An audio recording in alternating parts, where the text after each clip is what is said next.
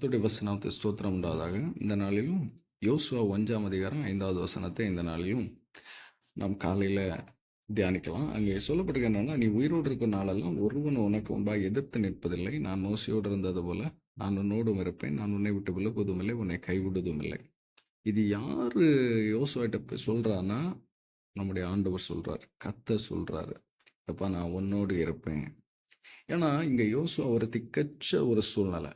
அப்படி ஒரு சூழ்நிலை இருக்கும்போது, இங்கிலீஷ்ல பார்த்தா, "Joshua, no one will be able to oppose you as long as you live. I will be with you just as I was with Moses. I will never leave you. I will never desert you." Joshua 1:5 இங்கிலீஷ்ல சொல்றான். யோசுவா ஒரு திக்கற்றவனாக நிற்கிறான் இங்க. மோசேயை நம்பி எல்லா காரியத்திலும் பின்னால வந்துட்டு இருந்தவன் தான் யோசுவா. மோசேயை பார்த்து மோசே தான் எல்லாமே, மோசே இருந்தா நம்ம கானான் தேசத்துக்கு போயிடலாம் அப்படின்னு ஒரு நம்பிக்கையில இந்த யோசுவா வந்து மோசே மேல ரொம்ப பற்றுதலா இருந்தாங்க. அப்படி இருந்த யோசுவாக்கு இப்போ மோசே திடீர்னு ஆண்டவர் எடுத்துட்டார். அவரு அவருடைய வாழ்நாட்கள் முடிந்து அவர் பரலோகத்துக்கு போயாச்சு. இப்போ மோசே, இப்போ யோசுவா தனித்து விடப்பட்டவனா இருக்கிறான். மோசேக்கு அடுத்தது இந்த யோசுவா தான் ஜனங்களை வழி நடத்திட்டு இருந்தவன். இப்போ இந்த யோசுவாக்கு தனித்து விடப்பட்டவனா நிற்கும்போது தான் இவன் என்ன செய்யலாம், இனி நான் எப்படி இந்த ஜனங்களுக்கு என்ன சொல்லுவேன், இவங்களுக்கு பாதியில வழியில வந்து நிற்கிறாங்க, இங்கேயும் இல்லை, கானானே இல்லை, எகிப்தும் இல்லை, அப்படிப்பட்ட ஒரு இடத்துல வந்து நிற்கிறாங்க, திக்காக நிற்கிற இந்த ஜனங்கள் அப்படியே என்ன செய்யலான்னு அப்படி சோர்ந்து போய் இருக்கும்போது கர்த்தர் தேற்றுகிறார். இன்னைக்கு நீங்களும் இதே மாதிரிப்பட்ட ஒரு சூழ்நிலை, கடன் வாங்கி அதை செய்திடலாம் அப்படின்னு சொல்லிக்கிட்டு, அப்படி செஞ்சா நம்ம நல்லா ஆயிடலாம் அப்படின்னு சொல்லிட்டு கடன்களை வாங்கி சில தொழில்களோ இல்லைனாக்கி சில காரியங்களை செய்வோம். அப்படி எல்லாமே கைகூடி வர டைம்ல பார்த்து ஒரு தடை.